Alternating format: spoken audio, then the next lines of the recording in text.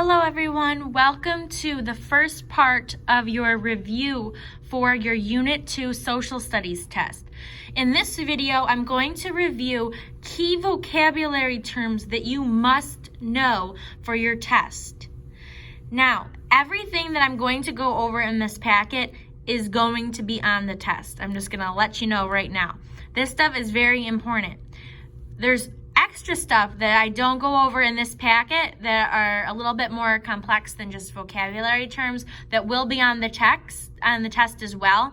But this is a great place to start because everything in here you will see on the test, either in the form of a multiple choice question or there's a matching where you have to match a list of important people during this time period to like the description of them, who they were.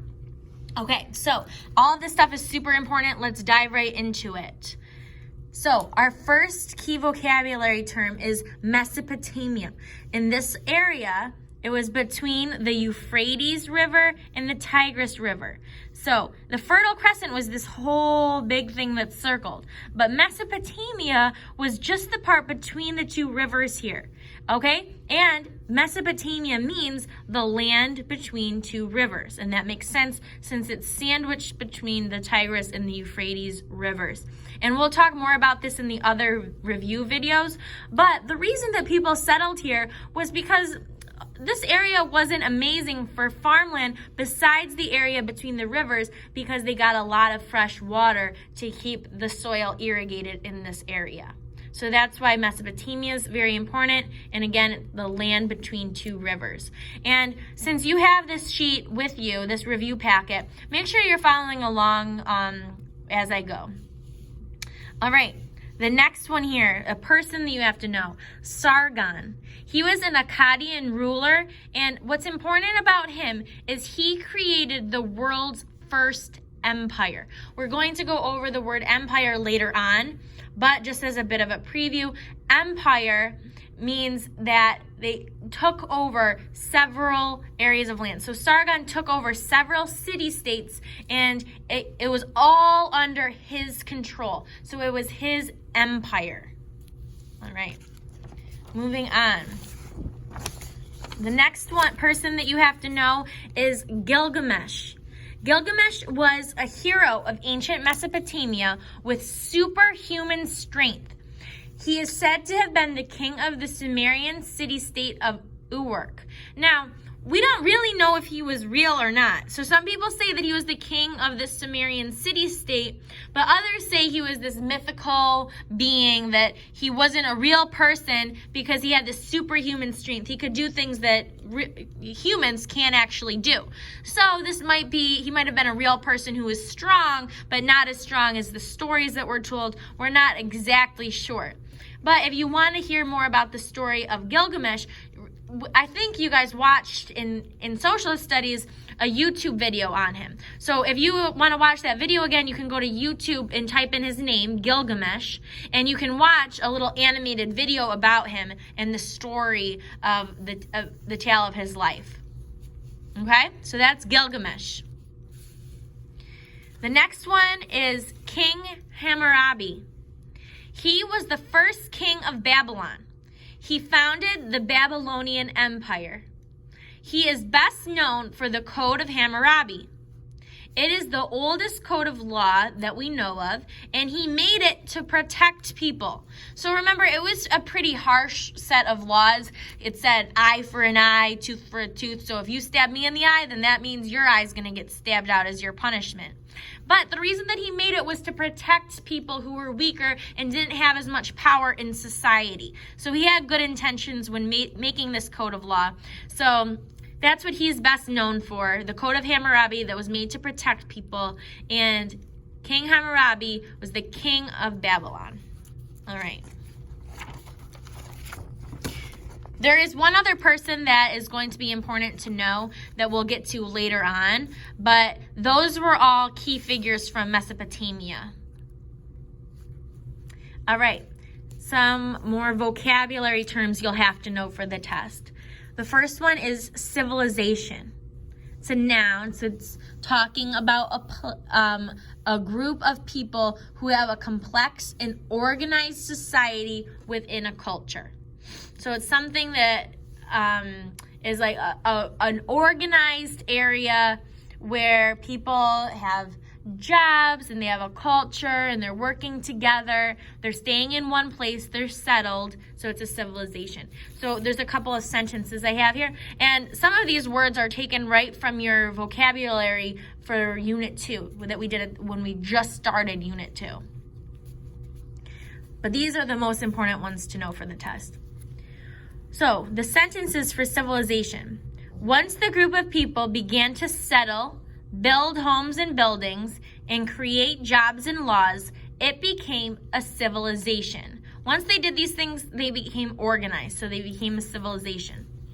The first civilization was in Mesopotamia because it was close to rivers and had fertile soil for farming.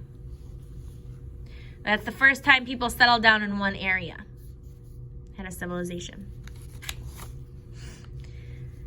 The next word is a city-state.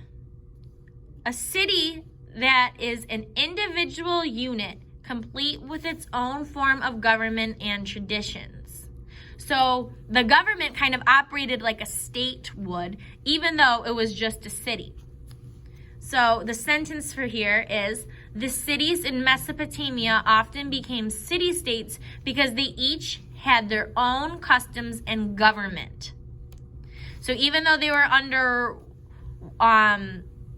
like one area, like each city-state had their own government, they were doing things their own way, even though they were a part of a larger civilization.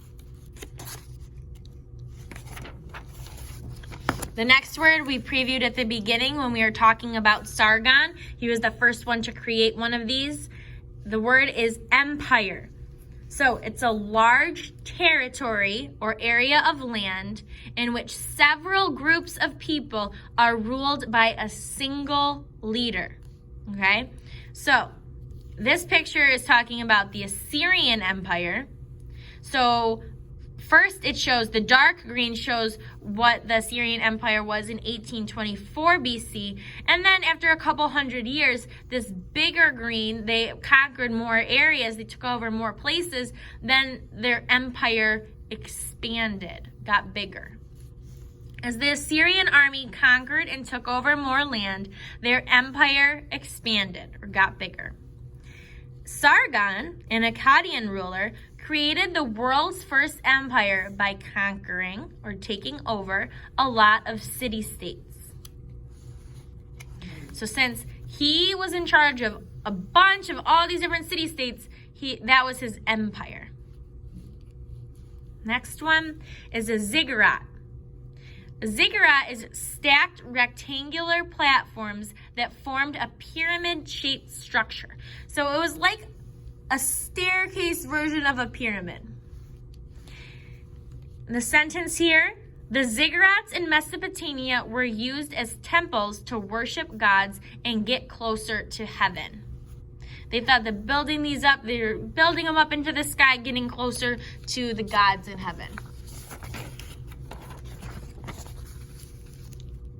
Our next word here is irrigation. It's a system of transporting water to crops. So here we have a couple different pictures of irrigation. So from the river, they dug trenches so that they could bring the water from the river to their farms where they could water their crops, they could give water to their animals, use water for cooking, for drinking water, for bathing, anything they needed up in by their homes. They dug the trenches so the water would come from the river to where they needed it. And there's another picture right here. And the sentence here is, people in Mesopotamia dug trenches to create an irrigation system so their crops could be watered. That was one purpose for the irrigation system. All right. These next two words are polytheism and monotheism. These are important to know, and it's important to know the difference between them for the test. Poly means many. That prefix means many. Okay, so polytheism is the belief in many gods. Sumerians practiced polytheism because they believed in and worshipped many gods and goddesses. So the Sumerians were polytheistic. They didn't just believe in one god, they believed in many gods. All right, and the opposite of that is monotheism. Mono, the prefix means one. So monotheism is the belief in one God, okay? And Judaism, the Jewish religion, Judaism was the first religion that practiced monotheism. Jewish people only believe in and pray to one God. So they were the first people to do it. All the ones before it, all of the Sumerians, they believed in polytheism. They believed in many gods. Jewish people, for the first time, they only believed in one God. They were monotheistic.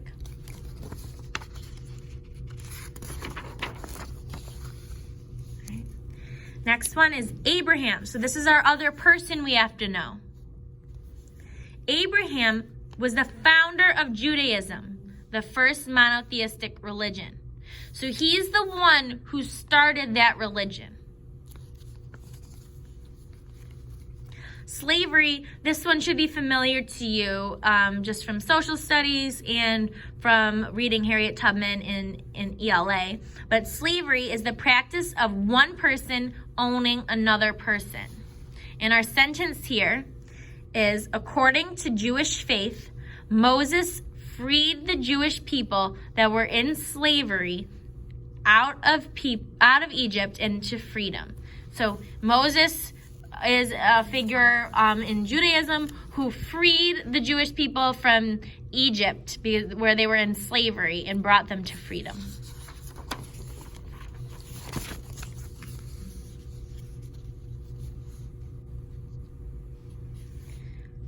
Okay, our next two are Scribe and Cuneiform, okay? So first I'm actually going to talk about cuneiform, so if you want to just jump down here for a second. Cuneiform is a system of writing in which wedge-shaped symbols represented words or syllables.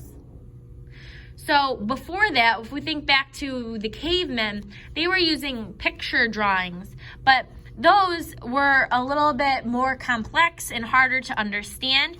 Cuneiform was a bit simpler. Each of the symbols represented a word. Okay, so here are some of them here. You can look at how they changed slightly based on the different time periods.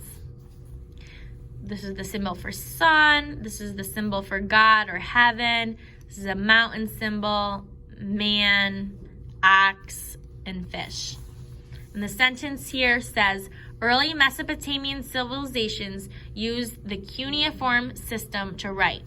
Each of the symbols represented a word.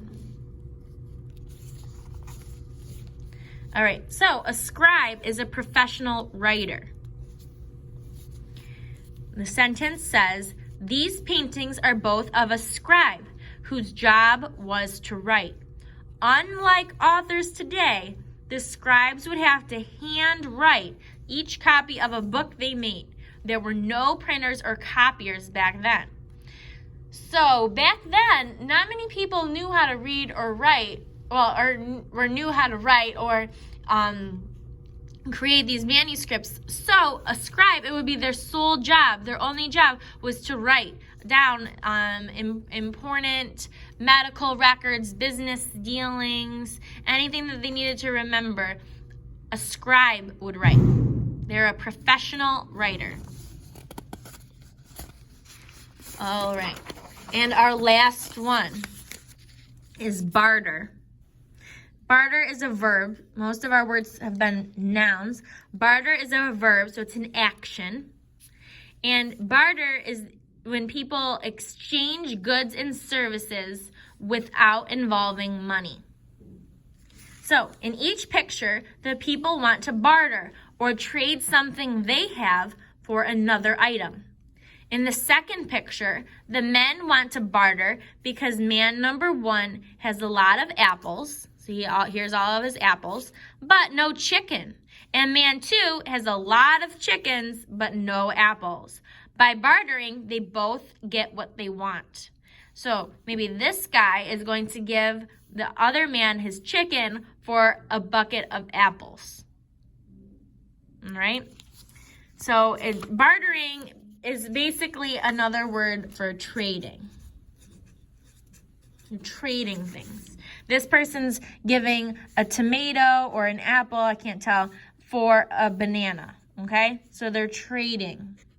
They're bartering. All right, so this was your first part of your Unit 2 review. Make sure you know these vocabulary terms and these people for your test. Best of luck, and if you need more vocabulary practice, make sure you can rewatch this video, check out your other vocabulary packets, and any other videos from Unit 2 that have been posted. Good luck.